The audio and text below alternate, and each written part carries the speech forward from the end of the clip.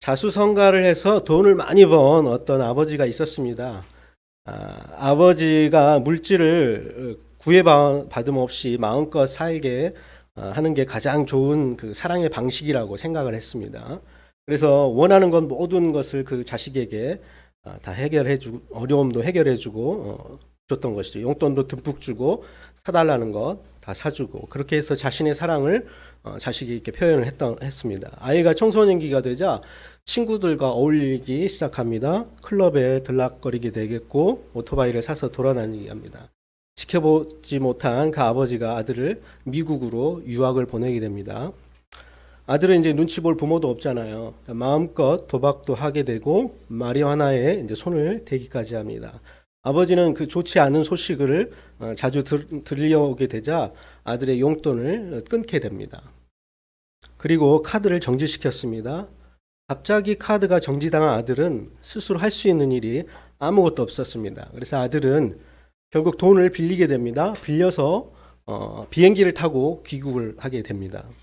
그리고 그 아버지를 살해를 하게 됩니다. 그가 아버지에게 한마디 마지막 말을 남겼는데 이런 말을 남겼습니다. 아버지가 나를 이렇게 무능하게 만들어 놓고 이제 와서 뭘 바라느냐 하는 것이었습니다. 이건 실제 제가 지어낸 얘기가 실제 사건이었습니다. 이렇게 전체 살인 사건 가운데 존속 살해 비율이 우리나라가 6.3%예요. 살인 사건 중에 존속 살인율이 비율이 6.3%. 이거는 한국이 세계 최고 수준입니다. 별걸 다 최고 수준까지 올려놓고 있습니다. 미국이 이 존속 살해가 2%고요. 영국이 1% 정도에 지나지 않습니다. 그런데 동방에이주국이라고 불렸던 우리나라가 어떻게 해서 이렇게 비참한 실상의 나락으로 떨어졌는지 모르겠습니다. 한국의 부모들은 열심히 헌신해서 키운 자녀들에게 오히려 복수를 당하고 있는 지금 상황이 되고 있다는 것이죠. 안 먹고 안 입으면서 자녀들을 위해서 밤늦게까지 일을 하며 자녀들이 원하는 것을 마음껏 해주고 싶어 합니다. 다른 것 신경 쓰지 말고 너는 공부나 열심히 해라는 것입니다. 그런데 그렇게 헌신해서 키운 자녀가 아버지를 무시하게 되고 대들고 소리 지르게 되는 것입니다. 어떻게 해서든지 그 아들은 집으로부터 탈출하고 싶어 합니다. 하라는 공부는 하지 않고 자기 방도 치우려고 하지도 않습니다. 이러한 모든 것이 부모들에게는 스트레스가 되는 것이죠. 그런데 대부분 이 복수의 원인이 다른 많은 요소들도 있겠지만 가정에서 사실은 부모가 자녀를 그렇게 길렀기 때문에 이런 상황이 벌어지게 된다는 것이죠. 분노한 아이들은 언젠가 부모에게 복수하기 마련입니다.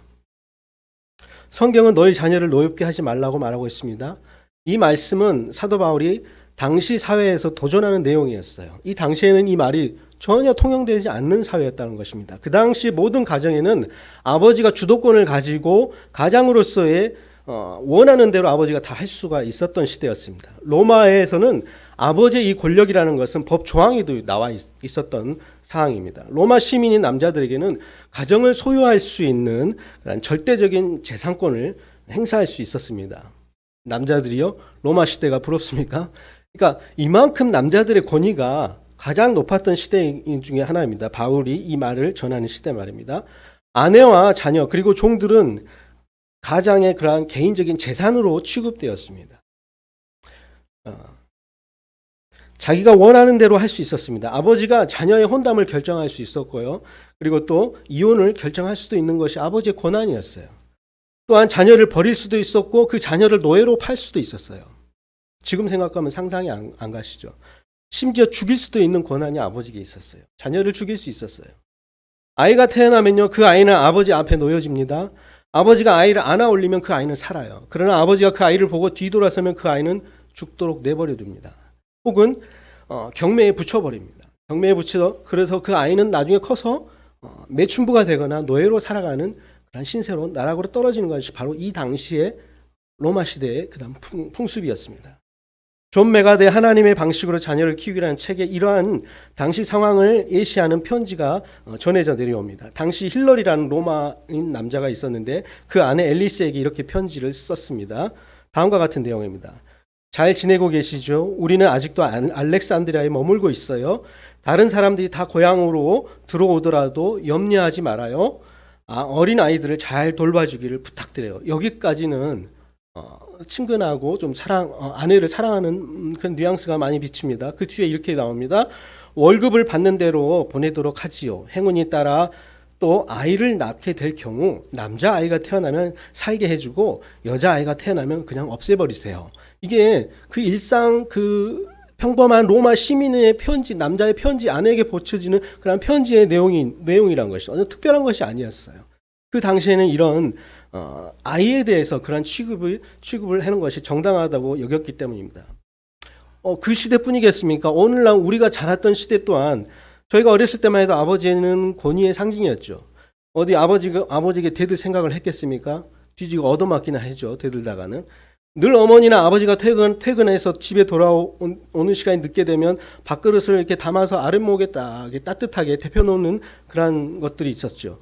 당시만 해도 아이들은 훈육의 대상이었어요. 어떤 뭐 양육의 대상 차원이라고 보다는 훈육하고 버릇을 고쳐야 될 존재로 인식했습니다. 자녀를 화나게 하지 말라. 이런 말은 통용되지 않는 사회였어요. 어디 자녀를 화나게 하지 말라는 말이 우리 아버지들에게 있었겠습니까? 사회적으로 그것은 통용되지 않는 시대였다는 것이죠. 한 번은 제가 어렸을 때 무슨 잘못을 했는지 기억나지는 않지만 아버지가 화가 많이 나셨어요. 아버지가 맞을까 봐 막 달아납니다, 제가. 근데 뭔가 뒤가 찜찜합니다. 뒤돌아봤어요. 달려가면서도 그 순간 이 센서가 다 부착되어 있는지 뒤가 뭐 궁금한 거예요. 뒤를 이렇게 돌아보는 순간 마치 매트릭스의 영화처럼 빗자루가 방빗자루거든요. 방빗자루가 윙, 휙 하면서 날아오는 모습이 비춰집니다. 날렵했던 저는 촥 피하고 맨발로 뛰쳐나갔던 그런 기억이 영상처럼 남아 있습니다. 아버지에게 맞는 것에 자녀의 인권이 어디 있었고 권리가 어디 있었겠습니까? 그냥 맞을 짓을 했으니까 맞았겠지요. 설령 자녀들이 부모님을 분노하게 자극을 했다 할지라도 훈육의 방법에 있어서는 올바르지 않았던 시대가 바로 우리 시대였던 것은 분명한 사실이라는 것입니다. 성경은 그리스도인 부모에게 전혀 다른 규범을 요구하고 있습니다. 성경은 자녀들을 다스리도록 아버지에게 군주적인 그런 권력을 부여해 주지 않습니다. 자녀들은 부모님의 소유로 간주되지 않습니다. 바울은 너희 자녀를 노엽게 하지 말라고 하고 있습니다. 이 명령은 부모들이 자녀들의 화를 돋구는 일을 없애라는 것이에요. 괜히 잔소리해서 괜히 훈육한다고 해서 그 자녀로부터 화나게 만드는 짓을 하지 말라는 거예요.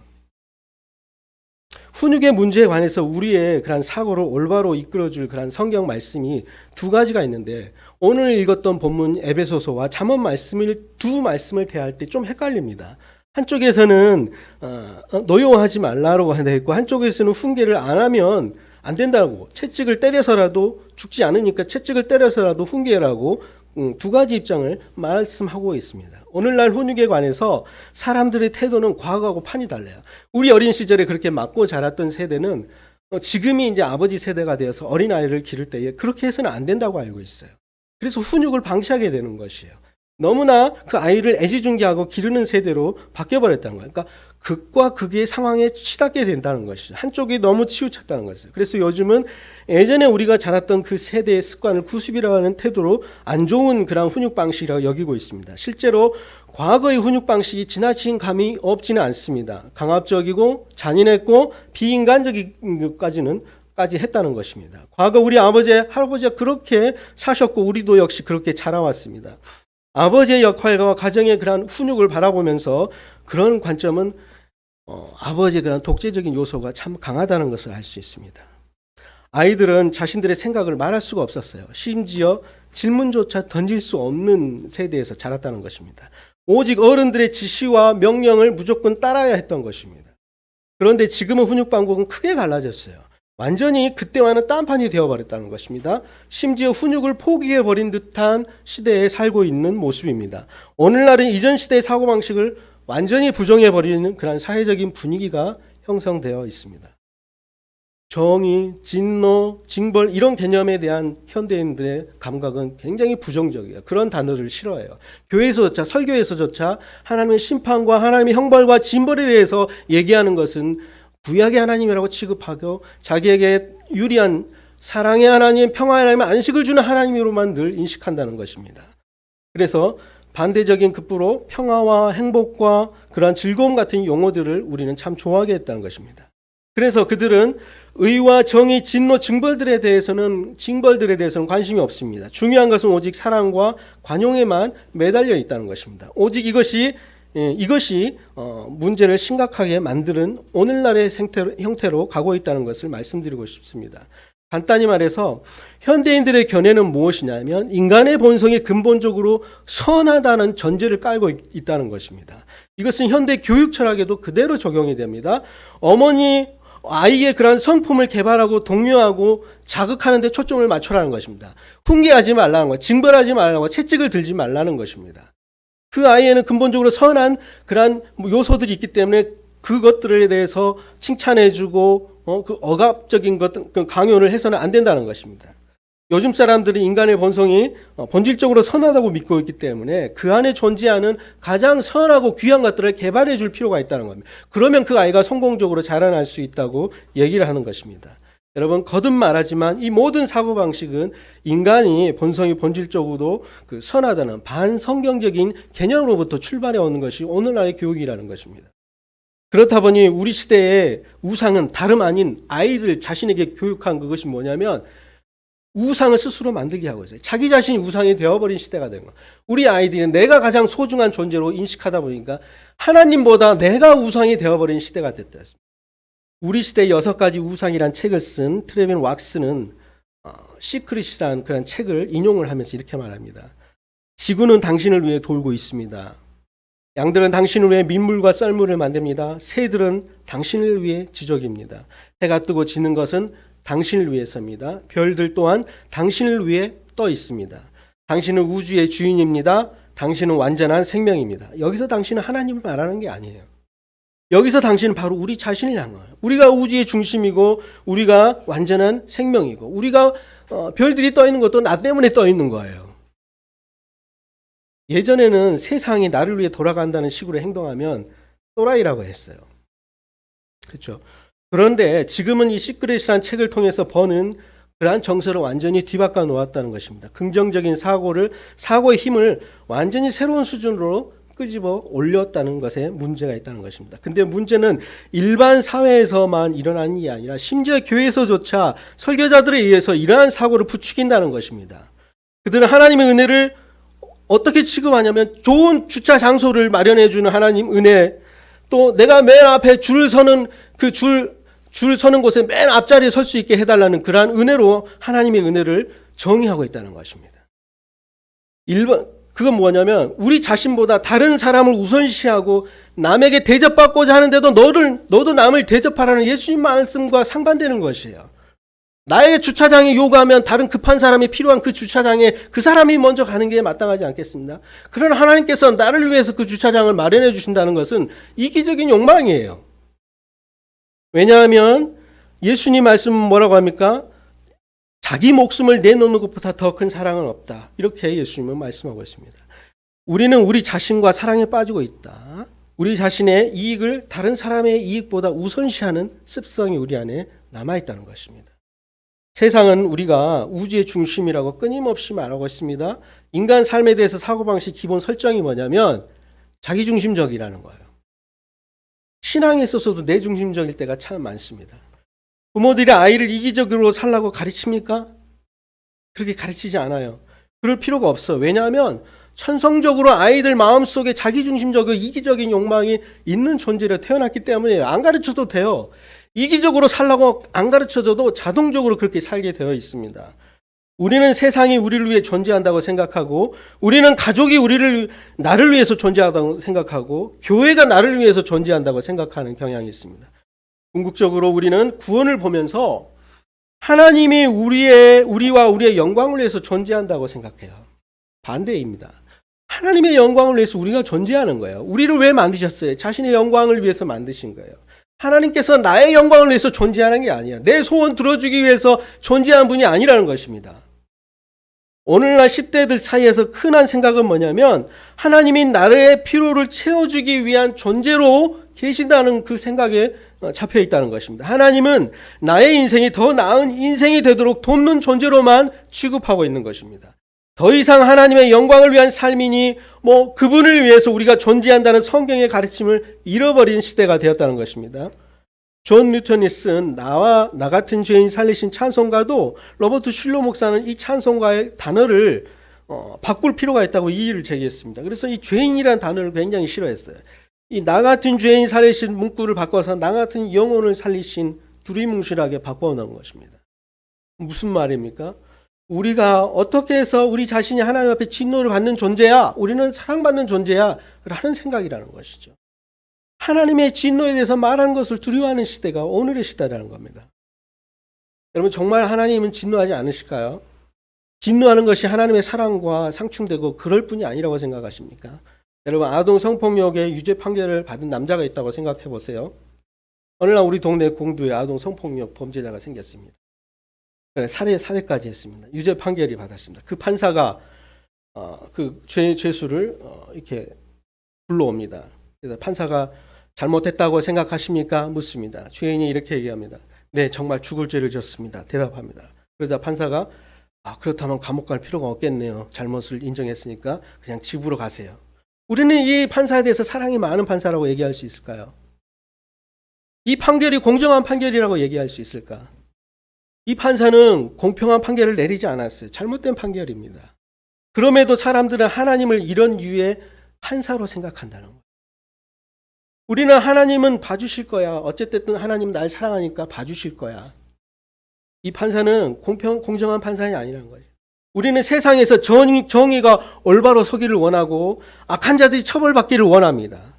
그런데 위선적으로 하나님에 대한 우리 자신의 그 죄악에 비추어졌을 때 내가 얼마나 하나님께 반역한 존재인가를 인정하지 않고 그 중대함에 대해서 우리는 거부하는 반응이 있어요. 그렇다면 성경에서는 이 두 극단, 훈계와 아이들을 자녀를 노엽게 하지 말라는 이 두 극단에 대해서 어떻게 가르치라는 말씀을 우리에게 주시는 걸까요? 이전 시대의 입장은 아비들아 너희가 자녀를 노엽게 하지 말라 그 말씀을 저버린 시대예요. 그냥 강압적이었고 아버지의 권위 아래 자녀를 소유물처럼 다뤘던 시대입니다. 그러나 현대 입장은 거기에 대해서 반발심으로 또 다른 극단에 치우치게 됐다는 겁니다. 여러분, 우리는 그 자녀가 어떤 존재인지에 대한 인식부터 갖고 아이를 양육할 필요가 있어요. 여러분, 자녀를 볼 때 어떤 자녀로 보십니까? 근본적으로 우리 자녀들은 여러분 죄인이라는 것을 인식하셔야 돼요. 내가 낳은 자식이 하나님 앞에서 죄인이라는 인식입니다. 그들은 전적으로 타락한 존재예요. 내 뱃속에 10달 동안 있다가 응애응애하고 사랑스럽게 태어난 이 아이가 사실은 타락한 존재예요. 물려받은 인간의 본성 그 중심에 철저하게 부패된 상태로 태어난 아기예요. 죄로 오염되지 않는 곳이 단 한 군데도 없다는 것입니다. 충격적인 사실이지만 그 자녀들에게 죄를 짓는 법 가르쳐주지 않아도 스스로 알아서 죄를 짓는 존재라는 겁니다. 가르쳐주지 않아도 거짓말하고요. 가르쳐주지 않아도 이기적인 행동을 하는 게 우리 자녀입니다. 폭력을 휘두르고 반항을 하는 게 우리 자녀들입니다. 이런 행동과 태도가 어린아이의 본성 깊이 뿌리 박혀 있다는 것입니다. 자녀들이 죄인이라는 사실을 기억하지 않으면 그들이 누구며 그들에게 무엇이 필요한지 우리가 알 수가 없어요. 여러분, 우리 자녀가 죄인이라는 그 인식 아래서 가장 필요한 게 뭘까요? 우리 자녀들에게 가장 먼저 요구되는 게 뭘까요? 우리 자녀가 죄인이라는 사실을 기억한다면 우리가 우리 자녀의 구원에 대해서 심각하게 여겨야 된다는 거예요. 여러분, 우리가 이 땅에 태어나는 것 순서는 있을 수 있으나 가는 거는 순서 없다고도 얘기하잖아요. 자녀가 먼저 죽을 수도 있잖아요. 그 전에 그 아이에게 필요한 건 뭐겠어요? 구원이라는 것이에요. 우리는 구원이 전적으로 하나님의 주권에 있음을 우리가 믿습니다. 하나님의 주권은 우리 부모를 통해서 자녀의 삶 속에 역사하시는 겁니다. 우리는 우리 자녀들에게 가장 필요한 것을 제공할 능력이 없음을 인정을 해야 됩니다. 우리 자녀에게 예수 그리스도를 믿는 믿음을 우리가 줄 수 없습니다. 우리의 능력을 넘어서는 일인 것인 사실입니다. 그러나 우리가 그 자녀에게 죄사함과 거듭남과 예수님의 그 구원의 능력을 받을 수 있도록 우리가 인도해 줄 수 있는 부모로서의 책임이 있다는 것입니다. 마가복음 10장에 보면 예수님은 아이들이 주님께 나오는 것을 꾸짖는 그러한 장면이 있습니다. 제자들 보고 크게 노하셨어요. 어린 아이들이 내게 오는 것을 금하지 말라라고 말씀하셨습니다. 부모님에게 자녀들을 그리스도께 인도할 의무가 우리에게 있다는 것입니다. 그러기 위해 우리가 그들이 그리스도께 나오는 것을 방해하고 있지 않는지 물어보는 것이 순서예요. 아이들이 예수님께 나오는 것을 방해했던 제자들처럼 모든 내가 그 아이들이 예수님을 믿는 것에 방해 걸림돌이 될 수가 있어요. 얼마든지 그렇게 우리가 방해를 할 수가 있어요. 무엇 때문입니까? 그거 방해하는 경우가 많아요. 몇 가지 얘기하면 조엘 비키는 이렇게 얘기합니다. 우리 자신이 예수님께 나아가야 됩니다. 먼저는. 우리 자신이 예수님께 나아가지 못하면서 어떻게 자녀를 우리가 예수님 앞에 나아가도록 할 수가 있겠냐는 것입니다. 가정에서 또한 마찬가지예요. 그리스도의 중심의 대화가 이루어져야 됩니다. 모였을 때 서로를 비난하는, 성도를 비난하는 얘기를 하거나 설교를 비판한다거나 이러한 부정적인 얘기보다는 우리가 그리스도의 사랑과 하나님의 십자가의 그 은혜에 대해서 얘기하는 그런 대화가 있어야 될 겁니다. 여러분, 정직하게 우리가 또 살 필요가 있습니다. 자녀들 앞에서 우리가 말로는 하나님 사랑과 이웃 사랑을 언급하면서 우리가 실제적으로 그런 삶을 보이지 못할 때 이중성에 대해서 자녀들이 실망을 하게 된다는 겁니다. 영적인 일에 우리가 무관심할 때 역시 자녀들이 예수님께 오는 것을 우리가 방해할 수 있습니다. 주일에만 성경 말씀을 들고 교회 가고 일주일 내내 한 번도 성경을 읽지 않거나 우리 신앙생활이 참된 경건과 능력이 없이 그냥 공허한 형식에 매여 있다면 우리 아이들이 구원받는데 우리가 방해되는 요소가 있다는 것을 깨달아야 됩니다. 그래서 이러한 우리가 방해되지 않는 그런 요소가 있을 때마다 우리는 주님께 기도해야 돼요. 주님께 이 아이를 의탁할 수 있도록 우리가 해야 됩니다. 그렇다면 우리가 주님께 인도하려면 그 아이들에 대해서 우리가 어떻게 양육을 해야 될까? 첫째, 우리 자녀들에게 예수님과 그분의 구원이 필요함을 명확하게 얘기를 해줘야 됩니다. 우리 자녀들은 아담의 후손이기 때문에 죄로 잉태되어 출생되었습니다. 그래서 진노의 자녀라는 것을 우리가 알아야 됩니다. 거듭나지 않으면 하는 나라에 들어갈 수 없다. 그리스도가 없으면 멸망한다는 사실을 알도록 해야 됩니다. 그래서 이와 같이 자녀들에게 구원이 필요하다는 것을 의식할 수 있도록 우리가 예수님께 그들을 인내하고 노력하는 마음으로 이렇게 인도하는 부모가 되어야 되겠습니다. 두 번째로 우리 자녀들이 주님의 소유라는 사실을 기억해야 됩니다. 여러분, 자녀가 우리의 소유가 아니라는 것을 명심하세요. 마음판에 새기세요. 하나님의 소유입니다. 하나님의 것입니다. 주님이 그들을 창조하셨습니다. 주님께서 그들을 보호하십니다. 그들이 인생에 만났던 시련과 유혹, 그러한 시절들을 겪을지라도 주님께서 보호하심 아래 극복할 수 있다는 것을 아이들에게 가르쳐야 합니다. 여러분, 날마다 기도 가운데 하나님께서 우리 자녀들을 인도해 달라고 기도하시기 바랍니다. 하루 사는 동안 기도하는 가운데 주님의 우리 아이들을 주님께 의탁하는 기도를 들으시기 바랍니다. 저녁에 집에 들어오면 주님의 이름으로 감사하면서 그들을 맞아주십시오. 밤에 잠자리에 들을 때 하루 동안 행한 그 모든 것들을 다 하나님께 아뢰는 그런 기도의 부모가 되어야 됩니다. 그들이 죄를 짓고 성실하게 하지 못했던 우리의 가정 예배나 낮에 저지른 온갖 실수와 잘못들을 다 그리스도 앞에 그날 밤에 내놓는 그러한 기도가 있어야 될 것입니다. 셋째로 자녀들에게 그리스도의 중심적인 삶을 살라고 가르쳐야 됩니다. 자녀들에게 그리스도에게 나아가는 우리의 모습을 계속 우리가 보여줄 수 있어야 됩니다. 시련이 당할 때 때를 따라 돕는 은혜를 구하는 모습을 자녀들에게 보여줘야 돼요. 우리 가정에 어려움이 왔어요. 경제적인 위기가 왔어요. 그때 부모된 자로서 이를 위해서 기도하는 모습, 성경 말씀을 통해 하나님의 공급하신 위로를 받는 모습을 아이들에게 보여주셔야 돼요. 그럴 때 이 아이들이 그 부모의 모습을 보고 우리가 어려움 당할 때 하나님께 구하니까 하나님께서 응답하시구나, 때를 따라 돕는 은혜를 우리 부모님을 통해서 내가 배웠다라는 것을 우리가 신앙적으로 보여줄 수 있어야 됩니다. 네 번째, 자녀들에게 율법과 복음으로 하나님의 뜻을 가르쳐야 됩니다. 여러분, 율법이 하는 일이 뭡니까? 양심의 가책을 느끼게 합니다. 여러분, 우리가 구원자가 왜 필요한지 깨닫기 위해서는 율법이 필요한 것이에요. 내가 죄인이라는 것을 인식하기 위해서는 율법을 알아야 돼요. 우리가 구원받기 위해서 율법을 지키는 게 아니라 구원받았기 때문에 하나님의 뜻을 따라 살고자 하는 그런 욕망으로서의 율법의 실천이 있어야 된다는 겁니다. 다섯째, 그리스도를 떠나 살지 않도록 사랑으로 우리가 경고할 필요가 있습니다. 애야, 너 운동 잘하고 공부도 잘해. 거기에 넘어서 날 닮아 너무 예뻐. 여기서 끝나면 안 되는 거예요. 그럴지라도 네가 예수님 떠나면 아무것도 아니야. 지옥 갈 수밖에 없어, 아이야. 불행한 인생 사는 것 예수 떠나면 그만이야. 네가 공부 잘하고 잘생기고 그래봤자 소용이 없단다. 꼭 예수님 안에서 거하는 삶이 돼야 되는 거야. 단호하게 경고하셔야 됩니다. 그렇다면 어떻게 우리가 올바로 훈계를 할 수 있을까요? 여러분 에베소서에서 바울의 권고를 기울이시기 바랍니다. 바울은 두 부분으로 나누고 있습니다. 첫째 부정적인 것, 둘째 긍정적인 부분으로 나오죠. 부정적인 거 뭡니까? 너희 자녀를 노엽게 하지 말라. 긍정적인 요소가 뭡니까? 주의 훈계로 교훈과 훈계로 양육하라죠. 먼저 자녀를 노엽게 하지 말라. 이 말씀은 자녀를 화나게 하지 말라는 말씀이라고 얘기했습니다. 부모가 화가 나서 혼내는 것, 이게 맞는데 우리가 생각했을 때 자녀를 화내게 하지 말라? 난 자녀 때문에 내가 더 화나는데? 나 이 말씀 읽으면서 그 생각 들어요. 내가 자녀를 화나게 했어. 아니, 지가 잘못했으니까 내가 화나는 거 아닌가? 내 안에 분노가 있기 때문에 저한테 막 소리 지르고 이러는 건데, 이상하다. 이런 소리가, 이런 그런 뉘앙스로 좀 받아들이는 경향이 저 안에도 있었다는 것이죠. 자녀를 올바로 훈계하지 못하면 오히려 올바로 훈계하지 않을 상황이에요. 올바로 훈계하지 않기 때문에 반발심에서 그 아이의 분노가 그 안에 싹트게 되고 앙심을 품게 된다는 것입니다. 이것은 비단 부모만이 아니에요. 학교 선생님들도 가르치는 자의 위치에 있는 사람들도 마찬가지입니다. 훈계를 정확하게 하셔야 돼요.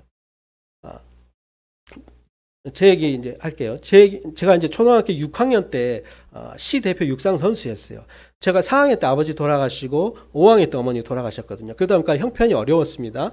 어려웠는데 학교 측에서 저를 위해서 성금을 모았어요. 그래서 점심 때 소고기 묵국을 끓여주면서 육상 선수로서 이렇게 발굴을 이렇게 육성을 하도록 하게 했다는 것이죠. 그래서 저 혼자 불려 나가서 양호실에 가서 그 소고기국인지 뭐 비계만 몇 점 있고 그러더라고요. 사실은 그걸 먹는 것이었어요. 그래서 소고기를 담갔다 꺼냈는지 어쨌든 알 수 없지만 국물만 밍글한 그러한 상태였어요. 그래서 지금 생각해 보면 지들이 다 먹고 찌꺼기만 놔주는 것 같은 오해겠죠? 그런 생각이 들었었어요. 어쨌든 그리고 또 운동화도 낡았다고 막 운동화도 사주고 그랬거든요. 근데 운동 후에 간식도 막 이렇게 주고 그랬어요. 근데 어느 날 학교에서 종합운동장까지 육상 코치를 만나기 위해서 버스를 타야 됐습니다. 한 30분가량 버스를 타고 가야 되는데 제게는 그럴 만한 용돈이 없었다는 것이죠. 말을 못하고 그냥 속으로 끙끙 삭히고 있었어요. 차비가 없으니까. 버스 정류장에서 육상 선수 몇몇 친구들과 함께 가긴 했는데 매번 버스 탈 때마다 친구들의 그냥 도움을 받을 수 없는 염치가 있잖아요. 눈치가 또 빠르니까. 그래서 버스가 오고 친구들이 버스를 타고 그냥 가버려 보고 저는 타지 않았어요. 근데 그래서 학교 주변을 돌다가 집으로 돌아갔던 기억이 있습니다. 근데 문제는 그 후에 육상 훈련을 참여하지 않았다는 이유로 담당 선생님 교사에게 불려 나갔습니다. 그래서 왜 훈련 안 갔냐, 왜 빠졌냐, 이게 강압적으로 이렇게 많이 지적을 당했죠. 그래서 심한 욕설까지 막 그런 것들을 좀 듣게 되었습니다. 얼마나 너에게 많이 투자했는데 뭐 이런 식으로. 근데 이제 여러분, 근데 이 얘기를 왜 하냐면 누군가를 돕는데 상대방 마음을 헤아리지 않는 것은 그 도움이 도리어 부담이 되고 도리어 상처가 될 수 있다는 걸 아셔야 됩니다. 무턱대고 돈 준다고 사랑의 실천이 아니라는 거예요. 그래서 주님은 오른손이 하는 일을 왼손이 모르게 하라고 하셨는지도 모르겠어요. 상대방을 배려하는 것이죠. 그리스도인은 그렇게 사는 것이라고 바울도 얘기합니다. 바울이 이렇게 얘기하죠. 우상 숭배하는 그 재물을 먹는 것이 내게는 아무런 문제가 되지 않아. 내게 자유가 있어요. 그러나 믿음이 연약한 사람이 내가 먹는 거 보고 시험 들을까 봐 내가 먹는 것을 먹지 않겠다. 믿음이 연약한 자를 생각한 거예요. 난 자유가 있으나 타인을 배려하고 생각해서 나의 자유를 절제할 필요가 있다는 것입니다. 이 얘기를 왜 하냐면 우리가 아이를 사랑하고 양육할 때도 그런 태도가 필요하다는 거예요. 만약 내가 아이를 사랑하고 사랑하는 이기에 너를 위해서 내가 이만큼 희생하고 애쓰는데 그럼 아이는 그걸 원하지 않는 거예요. 아이의 마음을 헤아리지 못하는 사랑의 방법이라는 것입니다. 그러한 강요적인 태도로 아이를 지시하는 것은 올바른 태도가 아니라는 것이에요. 그렇다면 우리는 어떻게 해야 될까? 어떻게 하는 것이 올바른 훈육일까? 저는 로이드 존스 목사님의 몇 가지 얘기를 좀 하고 싶습니다. 그 목사님께서 에베소서 5장 18절 말씀을 가지고 언제나 문제 해결의 근본 원리를 제시해 주고 있습니다. 그게 뭐냐면 술 취하지 말라. 이는 방탕한 것이 오직 성령 충만을 받으라. 문제 해결점은 성령 충만에 있다고 얘기를 하고 있습니다. 술 취한 사람의 특징이 뭡니까? 균형 감각과 판단력을 잃은 채 사소한 일에 막 격분하지요. 술을 안 취해봐서 잘 모르겠는데 반대로 크게 기뻐하기도 합니다. 그러니까 두 가지 뉘앙스. 어떤 사람은 막 격분내고 어떤 사람은 막 기분이 좋아서 막 용돈 주고. 어느 날 그 초등학교 때 이야기 또 생각나는데 술에 거한이 모신 미술 선생님 계셨는데 저한테 막 이거 뒤섬뒤섬 하더니 500원을 꺼내서 딱 주더라고요. 웬 떡이냐 하고 가서 막 맛있게 사 먹었는데 어쨌든 술 먹으면 기분이 좋아지나 봐요. 그래서 막 퍼주나 봐요. 자녀 훈육할 때 이 원리가 적용된다는 것입니다. 부모가 자기의 성질을 잘 다스리고 자제력을 잃지 않아야지 올바른 훈육을 할 수 있다는 것입니다. 로이드 존스 목사님은 그 훈육에 있어 7가지 그 원칙들에 대해서 얘기합니다. 짧게 한번 얘기를 드릴게요. 자신의 감정을 먼저 다스리라고 얘기를 하고 있습니다. 훈육할 때 먼저 자기를 통제를 해야 됩니다. 훈육할 때 분노를 이기지 못해서 하다 보면 득보다는 실이 더 많아질 때요. 분명히 애가 잘못했는데 그래서 내가 야단을 쳤는데 전세가 역전돼 갖고 애가 막 더 나한테 막 아빠는 왜 이러냐고 막 너무 내가 또 막 죄인이 된 그런 입장이 많거든요. 사실 우리 집에 참 많이 일어나요. 네, 아시겠지만 자 마트에서 가끔 보면 이런 장면들이 있죠. 때를 쓰는 아이를 보시죠. 엄마가 분노를 못해갖고 막 엉덩이를 막 치는 그런 감정에 사로잡혀서 아이를 질책하는 부모들을 볼 때가 가끔 있습니다. 그런 부모는 자제력이 없는 부모라는 것입니다. 이러한 훈육은 오히려 자녀들로 하여금 분노를 쌓게 만드는 거예요. 언젠가 복수당할 거예요. 정말이에요. 그러므로 훈육은 먼저 우리 자기 자신에게부터 시작된다는 거예요. 훈육에 앞서 내 자신이 먼저 차분한 감정을 유지하고 스스로 통제할 수 있도록 해야 됩니다. 다 알지요? 아는데 그게 안 되는 거죠. 저도 그래요. 어떤 일이 일어나든지 어떤 자극을 주어든지 술 취한 사람처럼 격렬하게 반응해서는 안 된다는 거예요. 먼저 우리 자신을 통제할 만한 그런 자제력이 있는 상황, 객관적으로 판단하고 균형 있게 훈육을 실행할 수 있게 된다는 겁니다. 두 번째로 감정과 행동에 있어서 일관성이 필요해요. 일관성. 올바른 훈육을 하려면 절대로 변덕스러워서는 안 돼요. 변덕스러울 때가 참 많은 것 같아요. 자녀들은 감정의 기복이 심해 말과 행동을 예측을 못해요. 엄마가 어떨 때는 막 똑같은 잘못인데도 막 괜찮아 그러는데 어떨 때는 막 불같이 화가 나서 막 뒤집어 엎고 막 그러죠. 그럴 때 아이들은 그 일관성 없는 엄마의 양육 태도 때문에 반발심이 일어나는 것이죠. 하루는 기분 좋아서 자녀가 어떻게 하든지 그냥 냅둬요. 근데 이튿날은 아무 잘못도 없는데 막 버럭 화를 내면서 야단을 친 것이죠. 이게 최악의 부모예요. 이성의 지배받지 않고 기분에 따라 행동하기 때문이라는 것이죠. 그런 부모의 태도에 자녀들이 분노하는 감정을 느낀다는 것이죠. 예를 그거예요. 아이가 콜라를 엎질렀어요.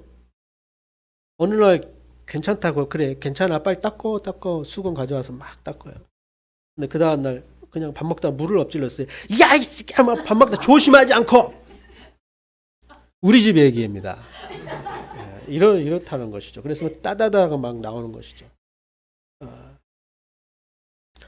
우리 집 얘기 또 할까요? 기분 좋게 이렇게 퇴근한 날 시험 기간에 아이가 공부하지 않고 TV를 봅니다. 조금만 보고 공부해라. 그러나 회사에서 스트레스 받습니다. 집에 돌아옵니다. 아이가 또 TV 보고 있습니다. 시험이 내일 모레인데 지금 뭐 하고 있는 거야? 남들은 지금 쌍코피 터져가면서 공부하는데 너는 지금 학생이란 녀석이. 우리 집 얘기입니다. 이런 일관성 없는 양육 태도가 자녀를 노엽게 한다는 것이죠. 심해지면 이런 아이들은 어떤 아이로 배냐면 지나가다가 툭 학교에서 친구들하고 부딪혔어요. 기분 좋은 날은 괜찮아 그냥 넘어가요. 그러나 걔가 기분이 상태가 안 좋은데 툭 지나가다 쳤어요. 그럼 막 얘가 정신을 잃어가지고 막 뒤들게 패요 친구를. 이게 이제 전문 용어로 조절 장애라고 그래요. 조절 장애까지 올 수가 있다. 그런 경우 이건 뭡니까? 일관성 없는 부모의 양육 태도 때문에 일어난다고. 로이드 존스가 세 번째로 또 얘기합니다. 언제나 합리적인 태도를 유지하라는 거예요. 자녀의 말을 잘 들어주고 늘 합리적인 태도를 취하라는 겁니다. 이게 무슨 말이냐면 어떤 결과적으로 아이가 잘못을 했어요. 그 결과만 보고 뒤지고 혼내는 거예요. 왜 이런 결과가 났는지 그 상황을 고려하지 않는 거예요. 아이 나름의 그런 결과가 나온 이유가 있었을 텐데 그 이유를 세심히 듣고 그럴 수밖에 없었구나라는 것을 이해하는 것이 먼저 우선인데 그냥 그 결과만 보고 야단을 치고 훈육하는 거예요. 잘못된 방법이라는 거. 여러분 잘 아시는 그 리빙스턴 애시가 아니잖아요. 유럽의 어느 교회에서 추수감사절날 예배 감사 예배 드리는데 목사님 설교가 끝나 예물 드리는 시간에 리빙스턴이 헌금바구니 돈을 없으니까 자기 몸을 헌금바구니에 올라섰죠. 그리고 예배가 끝난 후에 목사님이 왜 헌금바구니 들어갔니? 그래서 소년이 대답했죠. 헌금이 없어 몸이라도 하늘 앞에 바치고 드리고 싶었어요. 그 이유를 물어봐야 되는 거예요. 왜 들어갔니? 그 상황을 알아야 된다. 자녀에 관해서 전에 들은 말이 잘못될 수도 있고 또 미처 어떤 특수한 상황이 있을 수도 있다는 그런 상황이 있을 줄 모르니까 그 입장을 조금이라도 우리가 듣고 거기에 대해서 훈육할 필요가 있다. 네 번째로 자녀의 유익을 위해서 행동해라는 겁니다. 또 하나의 원리는 부모가 이기적으로 되어서는 안 된다는 거예요. 이기적으로 행동하는 부모는 자녀를 노엽게 만든다는 것입니다. 자녀도 나름대로 인격과 삶이 있습니다. 하지만 그런 사실을 인정하지 않고 자녀를 자신의 즐거움으로 이용하는 부모들이 있어요. 그런 부모는 그 자신의 위치와 역할을 잘못 생각하고 있다는 것입니다. 사실 자녀는 부모에게 속한 존재가 아닙니다. 몇 번 얘기했습니다. 하나님께서 우리에게 맡겨주신 위탁한 존재라는 것입니다. 물건처럼 부모의 소유가 아니라는 거예요. 우리는 보호자예요. 보호할 필요가 있는 보호자이고 후견자라는 것입니다. 자녀에 대해 절대적인 그러한 절대권을 우리가 지니지 않다는 것을 기억하시기 바랍니다. 술 취한 사람은 오로지 자기 자신의 만족을 위해서 관심을 기울입니다. 다른 사람을 배려할 줄 몰라요. 자기의 이기적인 그런 행동이 다른 사람의 고통을 안겨준다는 사실도 깨닫지 못하는 것입니다. 그래서 제가 아는 그 어떤 분은 교수님인데 어렸을 때 어머니가 너무 공주처럼 키웠나 봐요. 그래서 아이는 그 옷을 입기 싫은데 어머니의 만족감이죠. 화려하게 막 엘레강스하고 막 이게 막 있고 앙드레 킴 입는 그런 옷들 있잖아요. 화려한 막 웨딩 그런 것처럼 레디고 하는 그런 옷을 입히는 거예요. 그래서 성인이 돼서 그 어머니의 양육 태도가 너무 싫었던 거예요. 그래서 이제 대학교 가서 막 사는 거예요. 그냥 어머니로부터 이제 분리됐으니까 술 마시고 노래하고 춤을 추며 막 사는 거예요. 어머니로부터 이제 벗어났습니다. 그런 얘기를 들었습니다. 그러니까 우리 자녀를 양육할 때 자녀도 인격을 가지고 권리가 있다는 것을 인정할 필요가 있다는 것이에요. 나의 만족, 나의 이기심 때문에 자녀를 망치는 태도가 바르지 않다는 것입니다. 다섯째, 합리적인 태도로 징벌하는 것입니다. 여러분, 선한 의도를 지닌 그런 부모도 잘못을 저지른 자녀를 책망하고 질책을 하게 됩니다. 본의 아니게 마음이 격동되어서 지나치게 징벌할 수 있다는 것입니다. 훈육하지 않는 것만큼 너무 과도한 징벌 역시 가하는 것도 옳지 않다는 것입니다. 큰 잘못과 작은 잘못을 가리지 않고 모든 그 잘못에 대해서 어떤 최고의 형벌을 가하는 것은 옳지 않다는 거예요. 이만큼 잘못했는데 너무 과하게 격분하는 거예요. 제가 그런 스타일이거든요. 조금 잘못했는데 너무 과하게 막 혼을 내는 거예요. 참 미안한 마음이 있어요. 이래서는 안 돼요. 합리적인 태도를 갖고 적당한 수준에서의 그러한 훈계가 필요한다는 것이에요.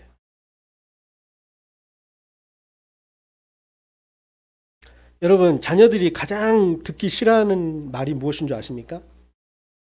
공부하라는 것입니다. 공부하고 싶은 마음이 있습니다.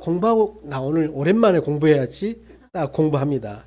책상에 딱 앉아. 근데 엄마가 딱 빨래 걷다가 지나가면서 공부하라고 하면 바로 책을 덮어버립니다. 공부하려고 그랬는데 공부 좀 해라 하는 그 말 때문에 책을 덮어버립니다.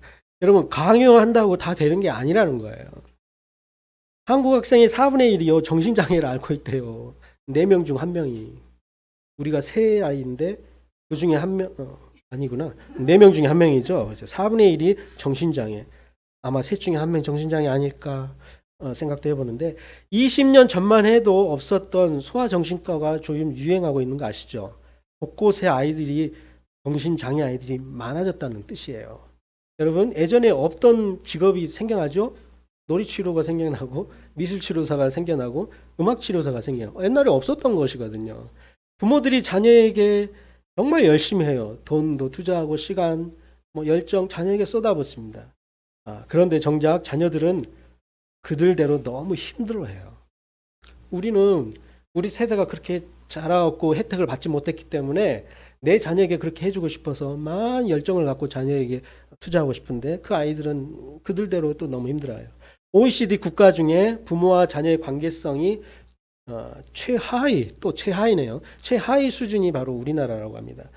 자녀의 성적이 오르는데 모든 노력을 우리가 기울입니다. 그런데 정작 성적 오르는 것에 대해서는 우리가 힘을 쓰고 노력하는데 자녀가 행복한 삶을 살아가는 데 있어서 필요한 것들, 마음의 성품, 마음의 기술, 살아가는 데 기술 이런 것에는 관심을 두지 않는다는 것이죠. 특히 자녀의 모든 것을 결정하고 판단해 주는 것은 자녀를 미성숙하게 만들어줄 수 있다는 것을 기억하시기 바랍니다. 이것이 가장 이기적인 부모의 사랑이라는 거예요. 한국 학생들은 고등학교 때까지 성적을 보면요. 세계 올림피아드 그런 대회에서 1등에서부터 3등까지 휩쓰는 아주 유수한 유능한 학생들이 우리 한국 학생들입니다. 그런데 문제는 노벨상을 받아보지를 못해요. 한국 사람. 그런데 반면에 유태인들은요. 올림피아드 상위권에 들어간 적이 없어요. 유태인들은. 그런데 노벨상의 30%가 유태인이라는 것을 아세요? 노벨상 수상한 사람들 30%가 유태인들이에요. 우리는 좋은 대학 보내느라 고등학교 때까지 정말 진을 따해서 공부를 많이 하죠. 그래서 공부할 때 공부가 또 끝나고 나면 취직한다고 대학 들어와서 이제 취직한다고 취직등록에 매달린다고. 반면에 유태인들은 고등학교 때도 오전 내내 토라 성경 말씀 가지고 탈무드 가지고 서로 짝을 이뤄서 토론하고 대화하고 이래요. 그런데 세계 유수 대학 우리가 말하는 세계적인 그런 대학들에 유태인들이 거의 많이 들어가고 있다는 거죠. 그때부터 평생 공부를 시작하는 게 유태인들이라고 합니다. 우리는 아이들을 학원 보내고 저녁 늦게까지 귀가해서 자녀들과 얘기할 시간이 없잖아요. 아버지도 어머니도 직장 다니고 와서 또 피곤한 상태고 자녀들도 공부 열심히 학원 다녀와서 피곤한 상태가 서로 각자 방에 흩어져서 하고 있는 것이죠. 아니면 TV 이렇게 하는 것이고 그러니까 대화가 상실된 분위기에 빠져 있다는 것입니다. 그런데 유태인들은요. 장점 중에 하나가 이거예요. 아버지와 자녀가 토론하는 문화가 가정에서부터 일어나는 거죠. 이들은 신명기 6장 4절 9절 말씀을 근거로 이 말씀을 전통적으로 그때부터 계속 내려온 가정교육의 전통이 있습니다. 어느 학자인 유태인들이 그 숱한 핍박에도 사라지지 않았던 이유가 가정에서 이 말씀에 대한 철저한 실천을 가지고 살았다는 것입니다. 신명기 보면 이런 말씀이 있죠. 이스라엘아 들으라 우리 하나님 여호와는 오직 유일한 여호와이시니 너는 마음을 다하고 뜻을 다하고 힘을 다해 내 하나님 여호와를 사랑하라. 오늘 내가 너에게 명한 이 말씀 너는 마음판에 새기고 내 자녀에게 부지런히 가르치며